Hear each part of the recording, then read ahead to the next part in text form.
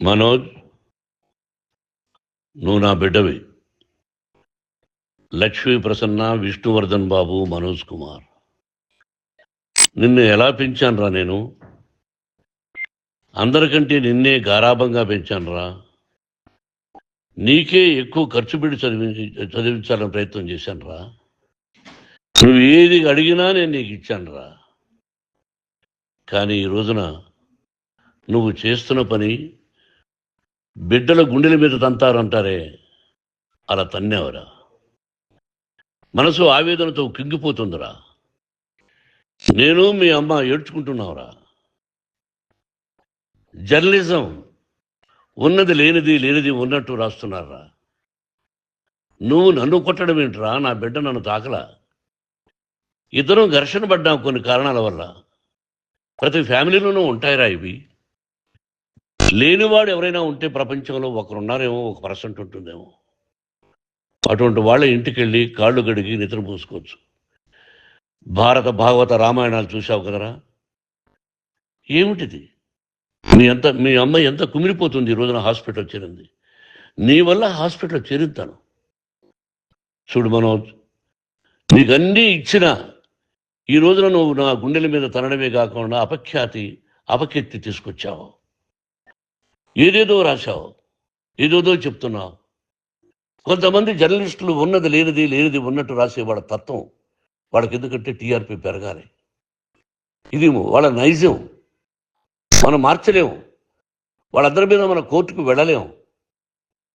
Walk స్వాతంత్రం అంటారు, ప్రజాస్వామ్యం అంటారు. ప్రజాస్వామ్యంలో కూడా కొన్ని హద్దులు ఉన్నాయి. ఇది నీకు తెలుసు అనుకున్నా. ఎంత మంచి నటుడివి నువ్వు. నీ భార్య మాటలు విని తాగుడుకు అలవాటు పడిపోయావు. వింటున్నావా మనోజ్? ఎవరిని నమ్మాలో ఎవరిని నమ్మకూడదో పరిస్థితి తీసుకొచ్చావు. విద్యాలయాలు ఎంత గొప్పవిరా. మనం 25% కులమతాలకు అతీతంగా ఫ్రీ ఎడ్యుకేషన్ ఇస్తున్నాంరా. క్యాస్ట్ అనేది తీసేశానురా 92లో ప్రాస్పెక్ట్స్లో. నువ్వు చదువుకున్నావురా. అక్కడ చదువుకున్న బిడ్డలు IAS, IPS అయ్యారురా. ఎంతోమంది గొప్పవాళ్ళు అయ్యారురా. నువ్వు నటుడుగా ఎంతో గొప్పవాడివి. తాగుడికి అలవాడబడి నువ్వు నీ భార్య ఇంట్లో బిహేవ్ చేస్తున్న విధానం ఆ భగవంతుడు సర్వేశ్వరుడు తెలుసు. భగవంతుడు చూస్తున్నాడు రా. నేను తప్పు చేసినా, నువ్వు తప్పు చేసినా, ఎవరు తప్పు చేసినా. ఎంత అవకాశం ఇచ్చావు మాట్లాడుకునేదానికి అందరికీ. ఇన్ని సంవత్సరాల్లో మన విద్యాలయాల్లో ఒక్క తల్లి కానీ ఒక తండ్రి కానీ ఏమైనా చెప్పారా? ఆ బిడ్డలు మన బిడ్డలు రా. మీరెంతో నాకు అక్కడ ఉన్నవాడు కూడా నా కూతుర్లు, నా కుమారులు. ఎంతమందికి ఫ్రీ ఎడ్యుకేషన్ ఇస్తున్నావు. వాడి దగ్గర ఏది ఆశించరా. నువ్వు ఎందుకు ఇలా తయారైపోయావు? ఎందుకు ఇంట్లో ఉండే పని వాళ్ళందరినీ కొడుతున్నావు? పనివాడు వాడు పని చేసుకోవడానికి మన ఇంటికి వచ్చాడు రా. ఆ పనివాడిని కొట్టడం చాలా మహాపాపంరా. నేను వేరురా. నేను దండించడం వేరురా. నేను ఎవరిని ఆ చిన్న వాళ్ళని కొట్టి ఇచ్చేసి చేయలేదురా. సినిమా ఇండస్ట్రీలో మోహన్ బాబు కొడతాడు, తిడతాడు అంటే అది షూటింగ్లో జరిగి ఉండొచ్చేమో. కానీ ఇంట్లో ఉండి 10 సంవత్సరాల నుంచి 20 సంవత్సరాల నుంచి పనివాళ్ళు ఉన్నారు. నేను ఇంట్లో లేని సమయంలో వాళ్ళందరినీ కొట్టి వాళ్ళ ఫోన్ లాక్కొని ఒకడైతే చచ్చిపోవాలి. వాడు పోలీస్ కంప్లైంట్ ఇచ్చి ఉండొచ్చు. నేను వద్దు అని వాడిని బతిమాలాడు. పోలీస్ కంప్లైంట్ కూడా ఇవ్వడా. ఇంకైనా నువ్వు నీ భార్య మారి బయట ఉండండి రా అన్నాను నేను. లేదు డాడీ, తప్పు చేయలేని ఒకసారి వచ్చావు, మళ్ళీ తప్పు చేశావు, మళ్ళీ వెళ్ళావు, మళ్ళీ ఈసారి తప్పు చేయనన్నావు. ఏమండి వీడు తప్పు చేయడం అని మీ అమ్మ చెప్పింది. ఇంట్లో పెట్టుకున్నా. మళ్ళీ నువ్వు చేస్తున్నది, ప్రతిరోజు నువ్వు తాగుతున్న విధానం నీకే తెలుసు. ఇది ప్రజలు నమ్ముతారా లేదా అనవసరం నాకు. నేను నీకు చెప్తున్నా, ఇంతటితో ఫుల్ స్టాప్ పెట్టాలి. 3 రోజుల నుంచి రకరకాలుగా రాస్తున్నప్పుడు నా మనసు ఆవేదనతో ఉంది. మళ్ళీ చెప్తున్నా, Mohan Babu university is greater than temples. Greater than temples. బిడ్డలను కాలేజీలో చేర్చుకునే ముందు చెప్తారు, అన్నయ్య ఎంత ఉంది యూనివర్సిటీ రూల్స్, ఇది మా పద్ధతి, మీకు ఇష్టమైతే చేర్చండి. గవర్నమెంట్ బిడ్డల్ని గవర్నమెంట్ ఏమిస్తుందో ఇంత పర్సంటేజీ వాళ్ళకు కూడా మీ దగ్గర ఎందుకు డబ్బు తీసుకుంటున్నాం అంటే దానికి అర్థం పరమార్థం చెప్పాము. దొంగతనంగా తీసుకోలేదు, ప్రతిదానికి చెక్కులు ఉన్నాయి, అది అకౌంట్ ఉంది. దానిలో తప్పులు జరిగితే డిపార్ట్మెంట్ ఉంది. కాలేజీలో ఏదైనా తప్పు జరిగితే గవర్నమెంట్ ఉంది. ఇవన్నీ నీకు తెలుసు. ఈ రోజున ప్రపంచంలోనే నెంబర్ 1గా చేయాలని మీ అన్న కష్టపడి ఇతర దేశాల్లో నెంబర్ 1 యూనివర్సిటీ టైఅప్ చేశాడు. ఈ రోజు నువ్వు చేసిన విధానం ఏమిటి? నువ్వే ఒకప్పుడు నాకు ఇవి ఏమొద్దు, నేను యాక్టింగ్ అన్నావు. ఈ రోజున ఏం చేస్తున్నావు? విద్యాలయాల మీద పెట్టావు. తల్లిదండ్రులు చాలా గొప్పవాళ్ళరా. కొంతమందికి డబ్బు కట్టలేకపోవచ్చు, కట్టని వాళ్ళకు కొంత సహాయం చేసాం. అంతా సహాయం చేయలేము. బ్యాంకుల్లో డబ్బు కట్టాలి, లెక్చరర్స్కి డబ్బులు ఇవ్వాలి, యూనివర్సిటీ బ్రహ్మాండంగా నడపాలంటే మంచి లెక్చరర్స్ కావాలి. ఇవన్నీ తెలిసి చేస్తున్నావురా 32-33 సంవత్సరాల నుంచి. అది పక్కన పెడితే అందరినీ కొట్టడానికి వస్తావు.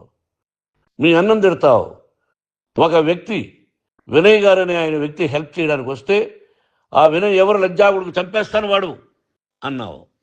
ఇవన్నీ ఎంత తప్పురా? అంటే మీ నాన్నగారికి ఎవరు సహాయం చేయడానికి వస్తే వాళ్ళందరినీ లజ్జా కొడుకులు అంటావు, చంపేస్తానంటావు. మీ అన్నను చంపేస్తానన్నావు. చంపరా చూద్దాం మీ అన్న. నేనే అన్నా. తాకరా నీ ధైర్యం ఉంటే అన్నా. ఎంతమందిని చంపాలనుకుంటున్నావు? ఎంతమందిని చేయాలనుకుంటున్నావు? నువ్వు ఏం సాధించాలనుకుంటున్నావు? ఆలోచించుకో. ఈ ఇంట్లోకి అడుగు పెట్టడానికి నీకు అధికారం లేదు. ఇది నా కష్టార్జితం. మా నాన్నగారు 10 రూపాయలు 10 పైసలు కూడా ఇవ్వలేదురా. మంచి జన్మనిచ్చాడు మా నాన్నగారు. మద్రాసుకు వెళ్ళి వీధుల్లో అడుగు తిన్నాను రా. ఒక పూట కూడా భోజనం లేకుండా అడుగు తిన్నాను రా. న్యాయంగా మోహన్ బాబు తిడతాడు కొడతాడంటారు కానీ మోసగడనం లేదురా. నీట్ పార్లమెంటేరియన్గా బయట వచ్చాను రా. నువ్వు నా పరువు ప్రఖ్యాతులు మంట కలిపావు. ఏమిటి నేను చేసిన అన్యాయం? నీకు జన్మనిచ్చాను, అదా నేను చేసిన పాపం. అందుకే ఇది నా ఇల్లు అన్నావు. నువ్వు నీ ఇల్లు కాదు. నీ కష్టార్జితంతో నువ్వు సంపాదించుకున్న ఇల్లు నీది. ఇది నా డబ్బు, నా కష్టార్జితం. నా కష్టార్జితంలో నేను పిలిస్తేనే మీరు ఇంట్లోకి రావాలి. అటువంటిది పోగొట్టుకున్నావు నువ్వు. ఆస్తులు అంటావా? ముగ్గురికి సమానంగా రాయాలా లేదా అది నా ఇష్టం. ఆస్తులు ఇస్తానా, లేకపోతే గంగపాలు చేస్తానా, లేకపోతే ఎవరికైనా దానధర్మాలు చేస్తానా, అది నాకు సంబంధించిందిరా. నా కష్టార్జితం రా. మీరు చేస్తున్న విధానం గుణగణాలు కావాలరా. మందు తాగచ్చురా. ఎంత తాగాలి? నేను కూడా 1 or 2 పెగ్స్ తీసుకుంటా. ఇది తప్పు కాదు, జనానికి తెలియాలి. నా డబ్బు ఇది. ఏ తాగి ఎవరిని కొట్లా, తాగి నేను తింటున్నా. అది ప్రజలకు అక్కర్లా. నేను తప్పు చేస్తేనే ప్రజలకు కావాలా. ఇవన్నీ ఉన్నాయిరా. ఇవన్నీ తెలుసుకో. జర్నలిస్ట్ సోదరులారా, మీకు నా గతాన్ని తెలుసు, నా భవిష్యత్తు, నేను ఎక్కడి నుంచి వచ్చాను కూడా మీకు తెలుసు. ఈ రోజున మీరు రాస్తున్న విధానం, నా బిడ్డ నన్ను కొట్టాడన్నారు. ఎంత తప్పు! ఈ రోజున నా బిడ్డ మీద కోపంతో అవును చెప్పచ్చు. కాదు, వాడు నా మీద చెయ్యెత్తలేదు. నేను ఘర్షణ పడ్డాం. ఘర్షణ వేరు, కొట్టుకోవడం వేరు. గాయాలతో హాస్పిటల్కి వచ్చి కుంటుకుంటుగా నడిచాడు. మళ్ళీ ఏమని పోలీస్ స్టేషన్కి వెళ్ళి చెప్పాడు. ఎవరో 2 ఉన్నారు, వాళ్ళిద్దరూ నా మీద దాడి చేశారన్నాడు. నా ఇంట్లో పనిచేస్తున్న వ్యక్తుల గురించి పోలీస్ స్టేషన్కి వెళ్ళి చెప్పవలసిన అవసరం అతనికి లేదు, హక్కు లేదు.